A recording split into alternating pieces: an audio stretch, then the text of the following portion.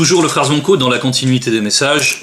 Alors aujourd'hui nous allons toujours dans Kalatambale, dans Bibel, le seul récit authentique, le seul récit spirituel qui soit.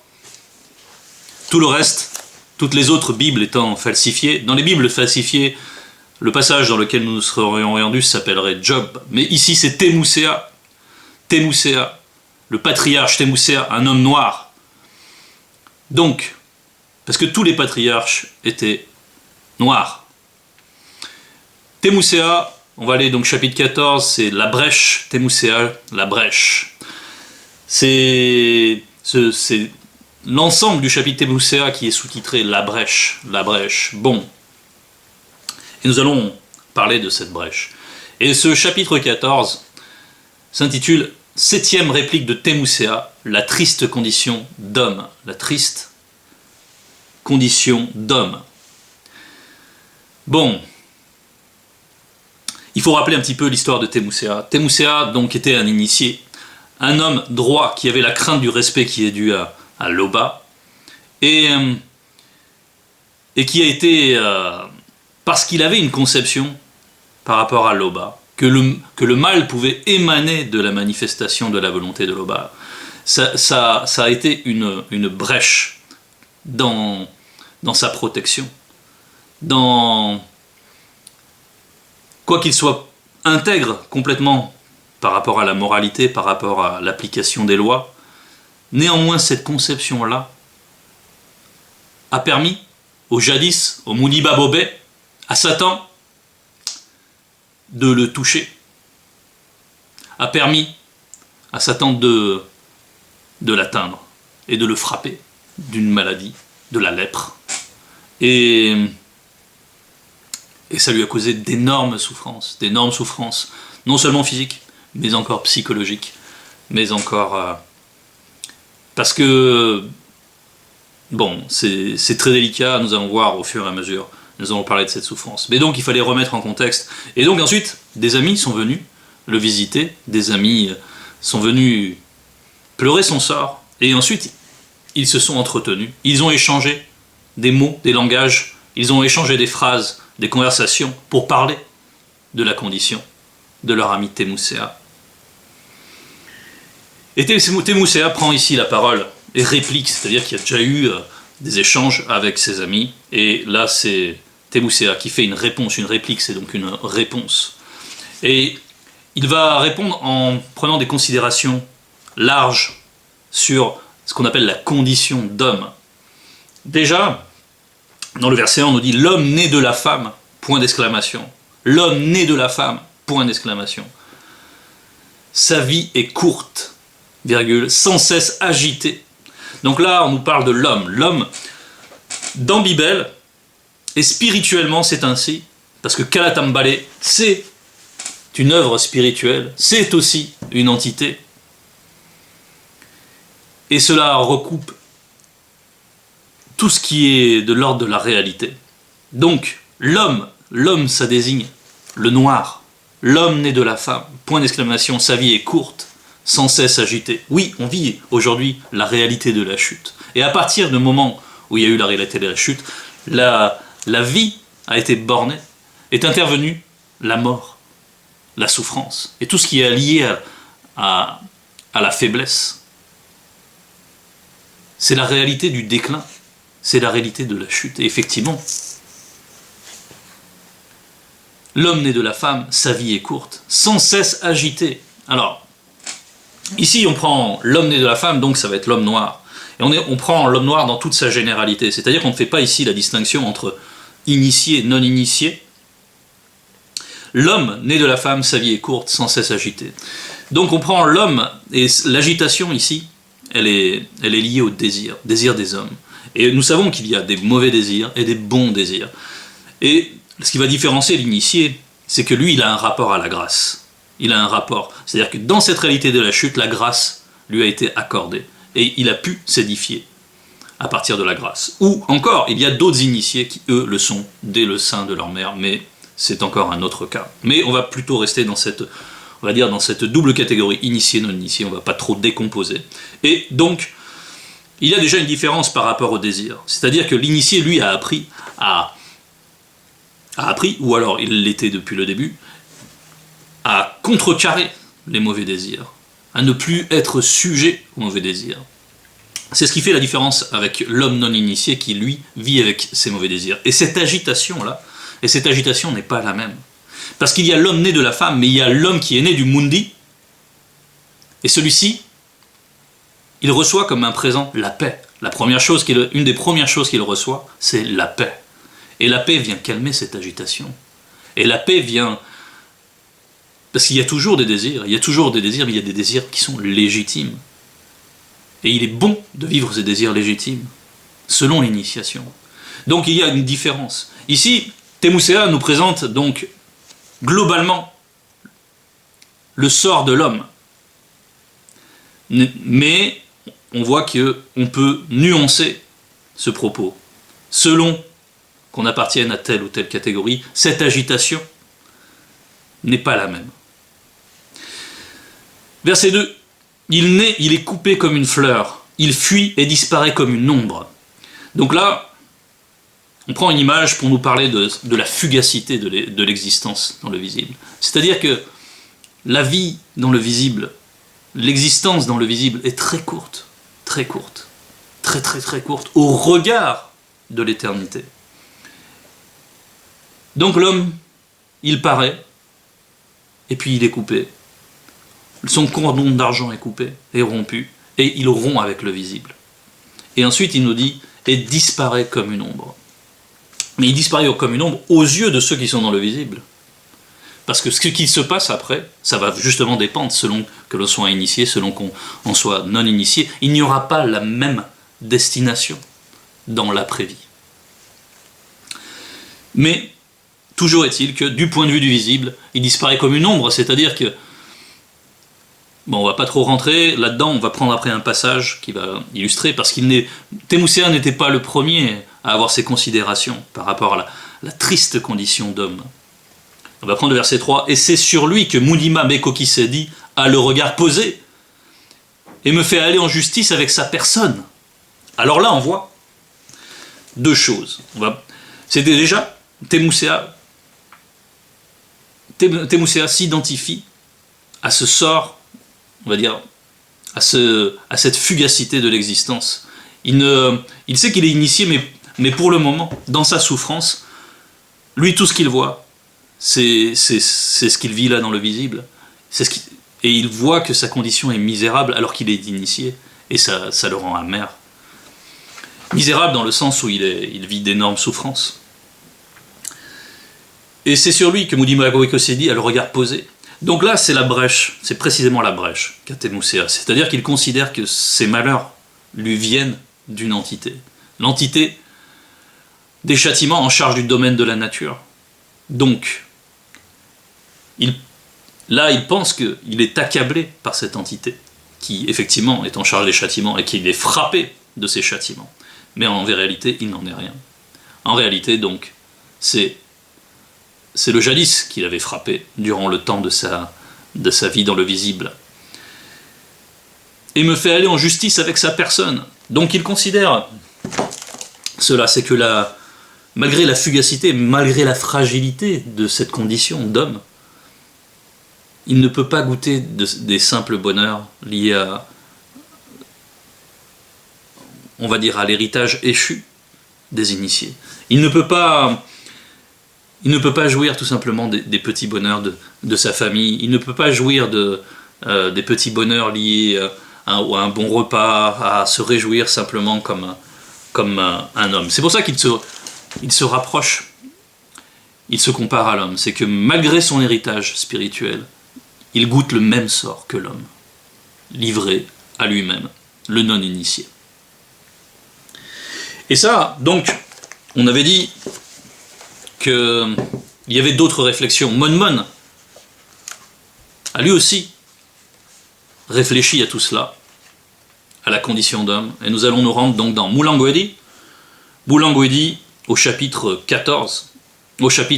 2, verset 15. Et j'ai dit à la conscience de mon cœur, j'aurai le même sort que le non-initié, le blanc et le sang mêlé en mourant physiquement. Pourquoi donc ai-je été plus sage? Et j'ai dit à la conscience de mon cœur que c'est encore là une vanité. Verset 16. Car la mémoire du sage connu dans le visible n'est pas plus éternelle que celle du non-initié, du blanc et du sang mêlé, puisque déjà les jours qui suivent, tout est oublié. Et quoi? Le sage connu meurt aussi bien physiquement que le non-initié, le blanc et le sang mêlé.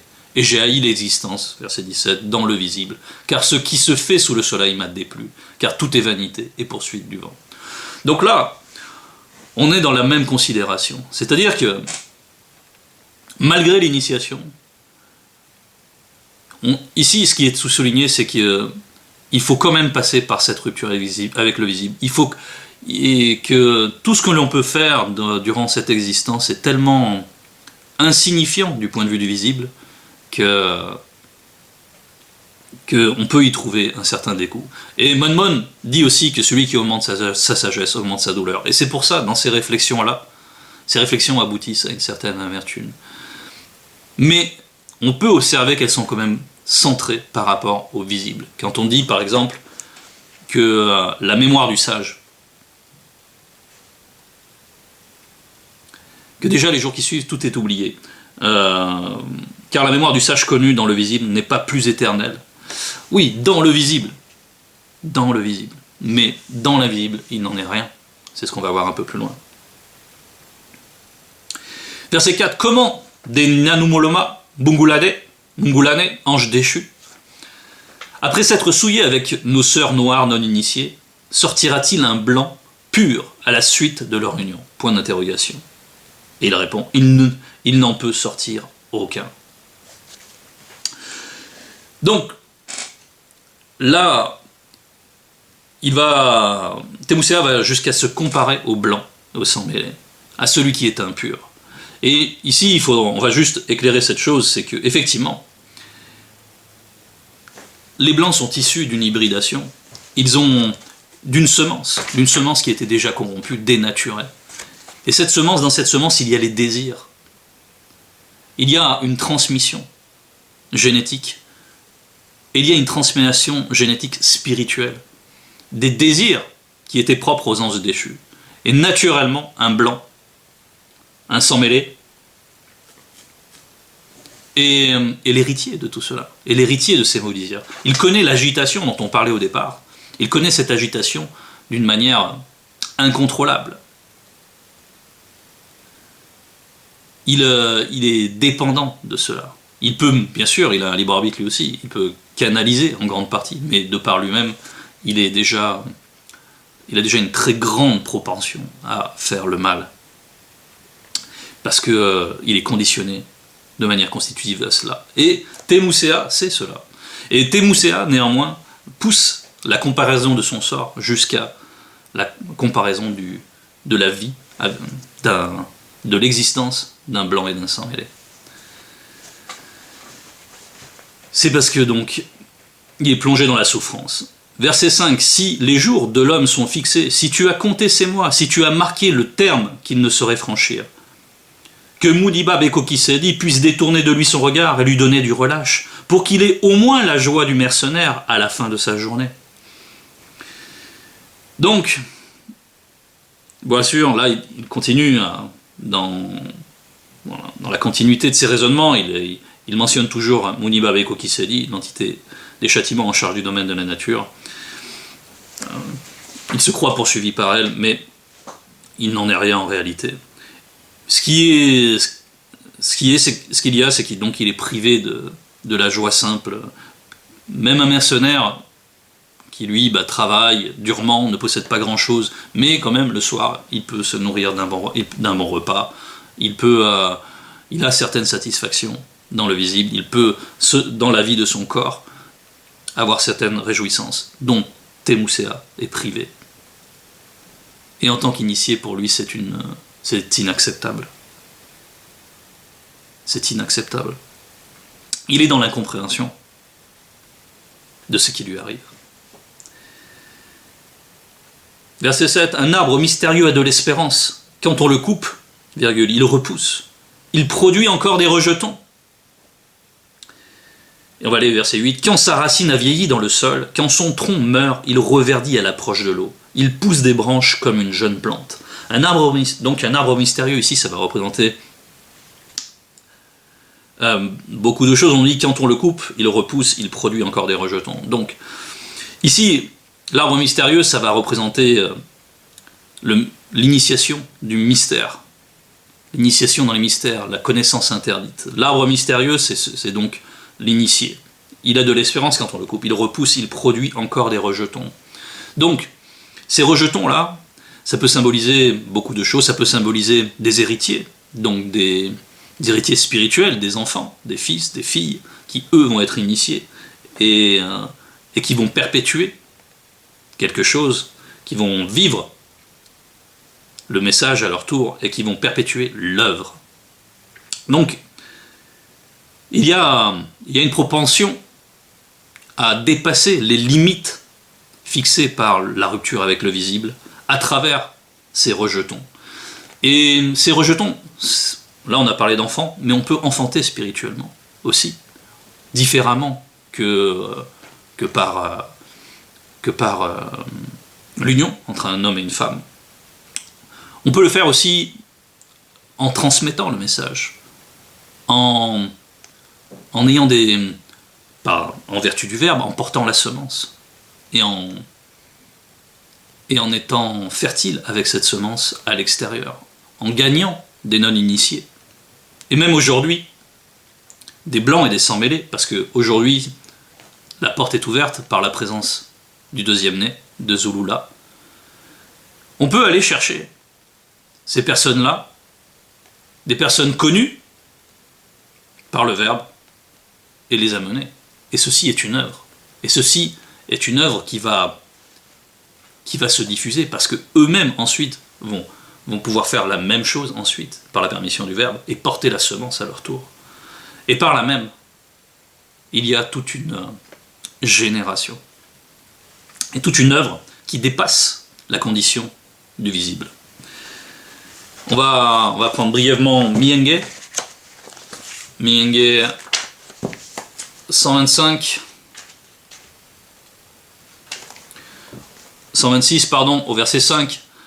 Ceux connus qui sèment avec larmes moissonneront avec chant d'allégresse. Ceux connus qui sèment avec larmes moissonneront avec chant d'allégresse. Donc, quelle que puisse être la futilité de ce monde, quelle que puisse être la vanité de nombre des activités des hommes et des êtres humains, il y a néanmoins des choses qui vont demeurer. Il y a néanmoins des choses qui vont résonner dans l'éternité. Et ces œuvres-là, c'est les œuvres que nous faisons avec le Verbe. Donc, il y a une survivance. Il y a des œuvres qui nous dépassent. Il y a des œuvres qui résonnent, il y a des œuvres qui sont vivantes. Ces œuvres-là, c'est celles que nous faisons avec le Verbe, avec la semence. Et ça nous permet de dépasser les limites qui sont propres à la chute, et par la manifestation de la grâce. Donc on dépasse ces limites. Quand sa racine a vieilli dans le sol, quand son tronc meurt, il reverdit à l'approche de l'eau. Il pousse des branches comme une jeune plante. Donc, l'approche de l'eau, ici, ça va représenter la vitalité que donne le Verbe. La vitalité que donne le Verbe. Donc, quand sa racine a vieilli dans le sol, quand son tronc meurt, donc quand le corps dépérit dans le visible, il reverdit à l'approche de l'eau, il pousse des branches comme une jeune plante. Donc, le sort de l'initié n'est pas équivalent. Même s'il rompt avec le visible, ses œuvres sont pour le royaume céleste. Les œuvres de l'initié résonnent et prennent vie dans le royaume. C'est pour ça qu'on nous dit de rechercher premièrement le royaume. C'est Joki Sabe, Kudu Munemula, qui nous enseigne cela. Parce que tout ce qu'on peut faire ici, dans le visible, parmi tout ce qu'on peut faire dans le visible, on peut acquérir des biens, on peut jouir de la vie, c'est bien. C'est bien, tant que c'est légitime, tant que c'est conforme aux lois du Verbe, c'est bien. Et il est bon qu'il en soit ainsi. Mais ce qui va compter à la fin, ce n'est pas cela. Donc, le fait de considérer que nous sommes confrontés tôt ou tard avec la rupture du visible, nous oblige à réévaluer ce qui a de l'importance et ce qui n'en a pas. Et c'est tout le propos ici. Quand un non-initié, verset 9, un blanc, un sans-mêlé meurt, ils perdent leur force vitale et se détériorent. Donc parce qu'ils ne sont pas alimentés au-delà de l'existence. Verset 10, que deviennent-ils une fois qu'ils ont expiré? Ils sombrent dans l'oubli. Mais ce n'est pas le cas des initiés. Déjà, dans le Mounima, dans le séjour des morts, ils n'ont pas la même destination. Tout ça, Zulula nous a enseigné avec précision. Et déjà, l'initié, nous qui sommes non-initiés graciés, déjà nous avons déjà cette perspective. Nous savons ce qui se passe lorsqu'on rompt avec le visible. Le non-initié, lui, le blanc, le sang-mêlé, eux, ils sont dans l'effroi de ce qu'il va se passer. Parce qu'ils ont vécu n'importe comment. Et quand ils sont confrontés à cette échéance inéluctable, qu'ils ont fait en sorte de toujours repousser, de ne jamais y penser, lorsqu'ils sont confrontés à cela, ils sont terrorisés. Parce qu'ils s'apprêtent à s'éteindre. Et ils ne savent même pas ce qu'il y a après. Et souvent, leurs œuvres les condamnent, et ils le savent. Donc ils sont dans la terreur. Donc ne serait-ce que par l'initiation, ne serait-ce que par la connaissance que nous avons, relativement à ce qui se passe dans l'après-vie, nous recevons un éclairage. C'est ce qui est dit dans... On va reprendre Mulangwedi.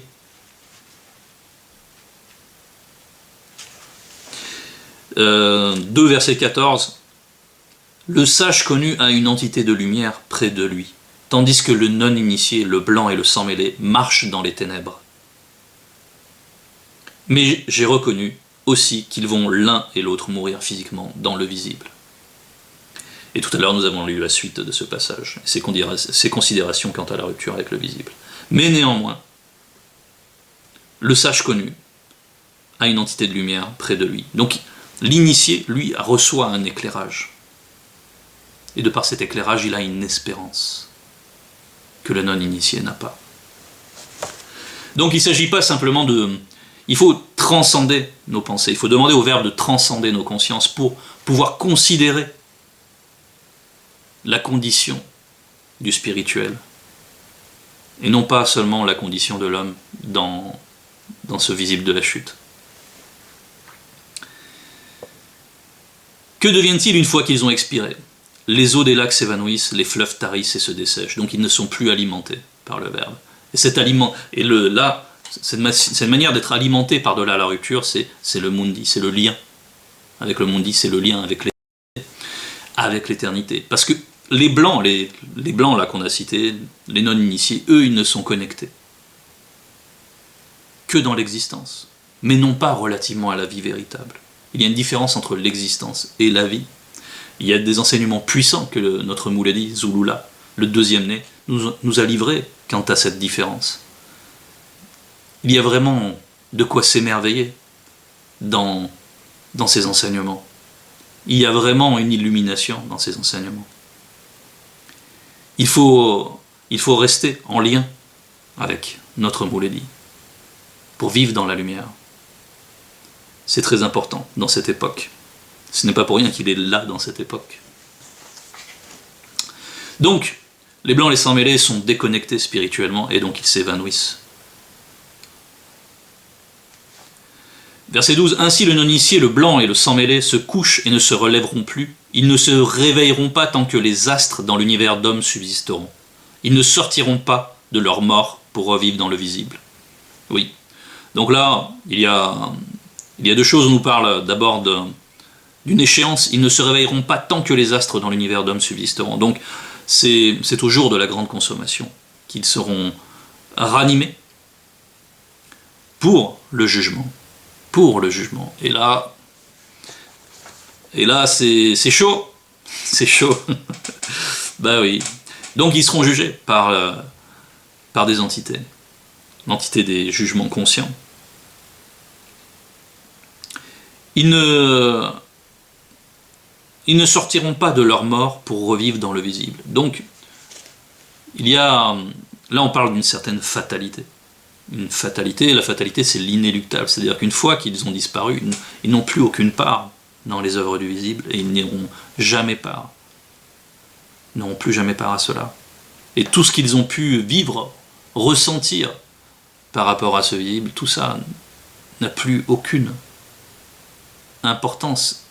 En fait, tout ça n'existe plus réellement. Après la grande consommation, tout ça n'existera plus réellement. Tout ça aura été consumé.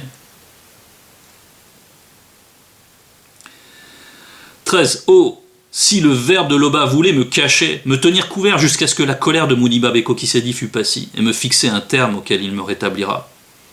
Verset 14. Si l'homme, une fois mort, pouvait se réincarner, j'aurais de l'espoir tout le temps de mes souffrances, jusqu'à ce que mon état vînt à changer. Mais cela est impossible. Oui, la réincarnation, ça n'existe pas. La réincarnation, ce sont des fables de certaines religions. Derrière, il y a des esprits religieux. Et donc maintenant, on va essayer de conclure par rapport à ces considérations, par rapport à la condition d'homme. On va, avec l'aide du verbe, considérer que, oui, la condition d'homme dans le visible peut, par certains aspects, être navrant. Mais néanmoins, par l'initiation, nous avons une espérance. Donc, par l'initiation, nous avons une part d'éternité, déjà, dans ce visible. Nous vivons à la lumière du Verbe. Nous concevons les choses dans nos consciences. Nous avons une conscience transcendée par la connaissance. Et si nous mettons bien en application les lois qui sont prescrites, si nous vivons vraiment la sanctification, nous sommes promis.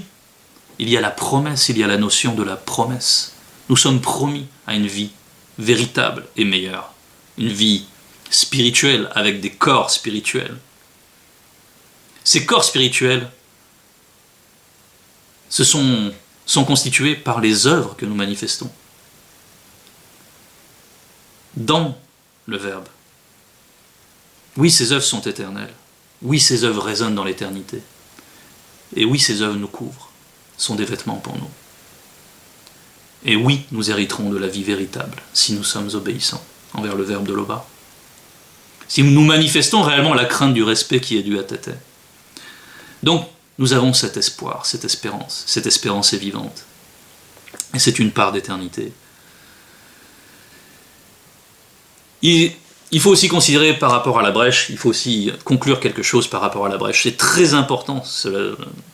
L'exemple de Temusea nous renvoie aussi à la manière dont on va aborder le Verbe. Lorsque nous sommes appelés, lorsque nous recevons la grâce, on nous demande de venir de manière vierge, entièrement lavée. Et ça veut dire aussi de toutes les conceptions que nous pouvions avoir par rapport aux religions. Il faut prendre grand soin à faire table rase, à ôter tout cela avec soin et avec l'aide du Verbe, à méditer par rapport à tout cela pour retirer toute forme de conception qui ne sont pas conformes à la vérité. Parce que c'est une forme d'hybridation.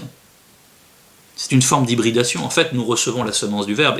Et si nous gardons des semences du monde occulte, de fausses conceptions, de fausses croyances, ça peut être par rapport à la sorcellerie, par rapport aux religions, par rapport à tout ce qui nous avait été inculqué auparavant, si nous gardons des bribes de cela en nous, ces bribes peuvent ressurgir, peuvent créer des brèches.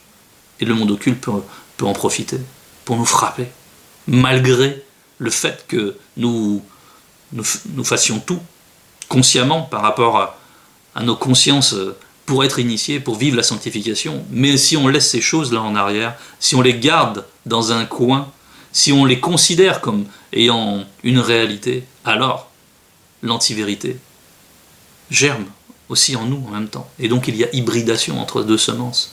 Et cela se solde généralement par des épreuves.